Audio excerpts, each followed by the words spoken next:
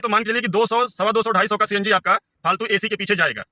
तो इस तरह से आप मान सकते हैं कि 1 रुपये, सवा रुपये एसी के पीछे चला जाता है हमारा पैसा। हमारा सीएनजी फिर अच्छा माइलेज दे देती है और कस्टमर भी खुश हो जाते हैं। कुछ लोग होते हैं कि उनको मतलब एसी का, उसमें अगर आपको ऐसे 25 का माइलेज मिल रहा है या 23 का, 24 का, जो भी मतलब 5 किलोमीटर अगर आपकी गाड़ी जा रही है प्लस, तो इतना कम नहीं होता है। हेलो दोस्तों, तो कैसे हैं आप लोग? आशा करते हैं आप लोग अच्छे होंगे, मस्त होंगे। और आज मैं बताने वाला हूं कि मेरी गाड़ी एसी पर और नॉन एसी पर क्या माइलेज देती है। अर्टिगा जो मेरी गाड़ी है ये एसी पर कितना माइलेज देती है और बिना एसी चलाए कितना माइलेज देती है, कितना डिफरेंट आता है, ये आज मैं आप लोगों को बताने वाला हूं। तो जो कि आप लोग के लिए ये कहीं ना कहीं बहुत महत्वपूर्ण जानकारी हो सकता है, क्योंकि इसका जानकारी सभी लोग लेना चाहते हैं। और ये मेरा खुद का पर्सनल अनुभव है, मैं खुद चला के देख चुका हूँ, एसी पर भी और बिना एसी पर भी कितना फ़र्क आता है, ये मैं आज आप लोगों को बताने वाला हूँ।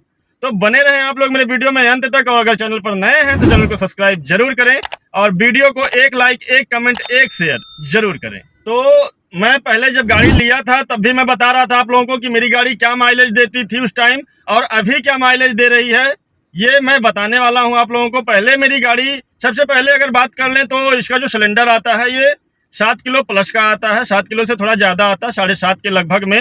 7.5 किलो गैस इसमें लगभग आ जाता है।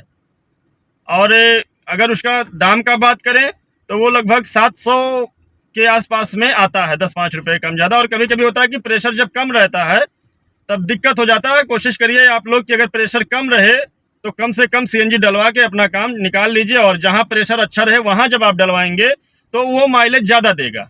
जो प्रेशर रहने पर आपको सिलेंडर मिलेगा सीएनजी, उसका माइलेज बहुत अच्छा निकलता है। और अगर प्रेशर कम है तो बहुत जल्दी मतलब ये ख़त्म हो जाता है।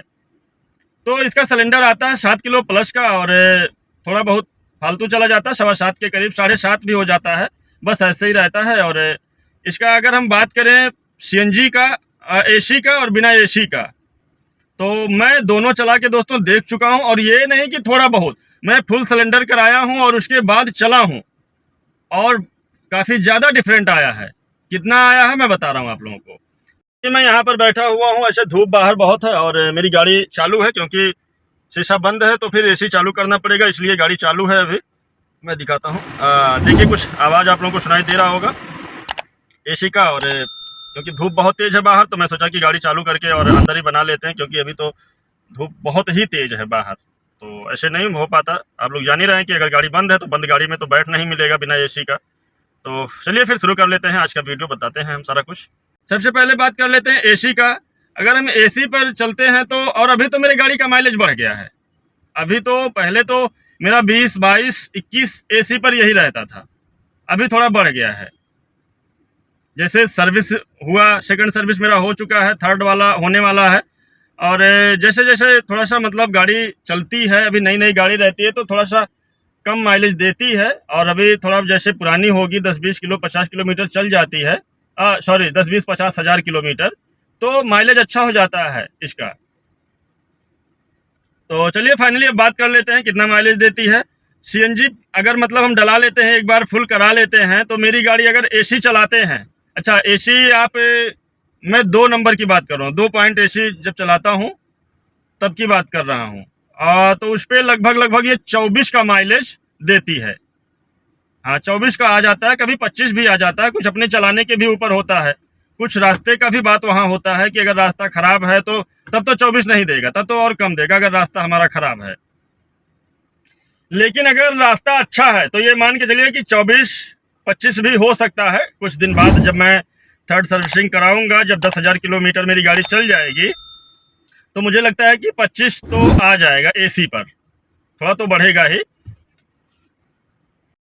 और अब बात कर लेते हैं हम बिना एसी का। मैंने 1-2 बार चलाया, 2 बार या 3 बार मैं चलाया हूँ कि एसी बंद करके गाड़ी चलाया हूँ।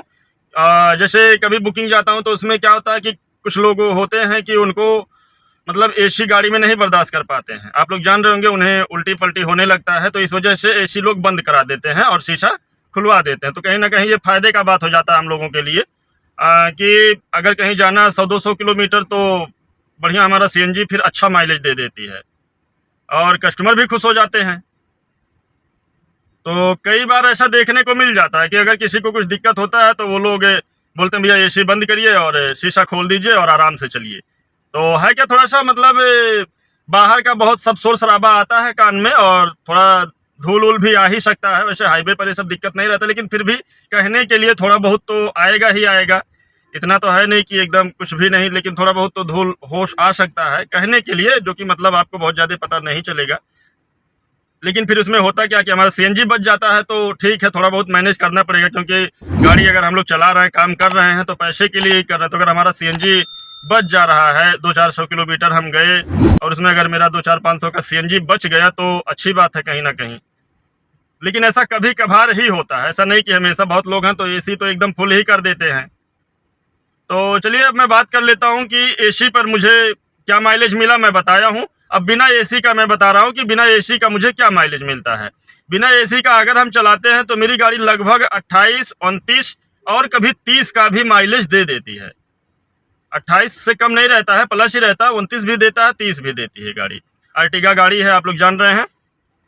तो अगर ये 30 का माइलेज दे देती है तो, और वैसे देती है 23, 24 यही रहता है, 23 ही मान लीजिए और 28 मान लीजिए अगर, तो लगभग 5 किलोमीटर का फर्क आ जा रहा है भाई साहब। 5 किलोमीटर मतलब आप 95 रुपये 96 रुपये सीएनजी है, अगर आप 95-96 रुपये का सीएनजी डलाते हैं, 100 रुपये मान लीजिए, और उसमें अगर आपको ऐसे 25 का माइलेज मिल रहा है या 23 का 24 का, जो भी मतलब 5 किलोमीटर अगर आपकी गाड़ी जा रही है प्लस, तो इतना कम नहीं होता है, बहुत होता है मेरे हिसाब से तो भाई, बहुत है। तो अगर इतना माइलेज बढ़ जाता है तो कहीं ना कहीं बहुत अच्छी बात है। और अगर इसको मेरे हिसाब से अगर इसको प्रति किलोमीटर रुपए में कन्वर्ट किया जाए, तो मान के चलिए अगर आप एसी पर चलाते हैं तो आपका कितना खर्चा आता है 1 किलोमीटर का। ये मान लीजिए कि अगर 23 का ही दे रहा है एसी पर, तो और 95-96 रुपये एसी है, 95-96 रुपये, तो 23 चौक को 92 रुपया ऐसे आ गया। मान के चलिए कि 4.25 रुपये लगभग आपका प्रति किलोमीटर एसी पर खाता है सीएनजी। और अगर वहीं हम बिना एसी का बात कर लें तो उस पर आ जाएगा आपका, अगर 28-29 का दे देता है तो मान लीजिए कि लगभग 3.25 रुपये आ जाएगा। तो 3.25 रुपये प्लस 4.25 रुपये, 1 रुपये, ये मान के चलिए आपकी 1 रुपये प्रति किलोमीटर आपकी गाड़ी एसी, मतलब अगर एसी चलाते हैं, एसी जो हमारा सीएनजी खाता है वो 1 रुपये प्रति किलोमीटर खाता है। अब अगर आप कहीं 200 किलोमीटर गए तो मान के चलिए कि 200, 250, 250 का सीएनजी आपका फालतू एसी के पीछे जाएगा। तो इस तरह से आप मान सकते हैं कि 1 रुपये, 1.25 रुपये एसी के पीछे चला जाता है हमारा पैसा 1 किलोमीटर का। ऐसे आप लगभग 3.25 रुपये में 1 किलोमीटर गाड़ी चलाएंगे बिना एसी का, और अगर एसी चलाएंगे तो लगभग 4.25 रुपये आपका पड़ जाएगा। और कई बार बुकिंग को लेके भी मतलब ऐसा होता है कि आप एसी में जाएंगे, नॉन एसी में जाएंगे, तो लगभग एसी में सभी लोग जाते हैं तो उसका चार्ज थोड़ा अलग से भी कर दिया जाता है, और अगर नॉन एसी जाते हैं तो कुछ कम कर दिया जाता है। फिलहाल ऐसा कभी होता नहीं है, कभी कभार कोई लोग होते हैं जो करते हैं, नहीं तो ऐसा कोई नहीं करता है। ज़्यादातर लोग सब एसी में ही जाते हैं। और गाड़ी मतलब अगर किसी को दिक्कत होता है तब वो हो जाता है कि अच्छा ठीक है एसी नहीं चलाना है। तो आप लोग समझ गए होंगे इस वीडियो से, और ये था आज का हमारा वीडियो। मैं सोचा आप लोगों को क्यों ना मैं जानकारी दूं। मेरी गाड़ी इतना ही माइलेज देती है और इतना कहीं ना कहीं अच्छा है, और अभी थोड़ा बढ़ेगा। मैं थर्ड सर्विसिंग बहुत जल्द कराने वाला हूं, 10,000 किलोमीटर मेरा पूरा हो जाएगा, मैं तुरंत सर्विस कराऊंगा और फिर देखता हूं क्या मेरा बढ़ता है क्या नहीं। तो चलिए फिर, और आज का ब्लॉग अब हम यहीं पर समाप्त करते हैं और मिलते हैं फिर किसी अगले नेक्स्ट वीडियो में। आशा करते हैं आपको ये वीडियो अच्छा लगा होगा, और अगर आप अभी तक मेरे चैनल को सब्सक्राइब नहीं किए तो सब्सक्राइब कर लें, और मिलते हैं अगले नेक्स्ट वीडियो में। तब तक के लिए फिर बाय बाय।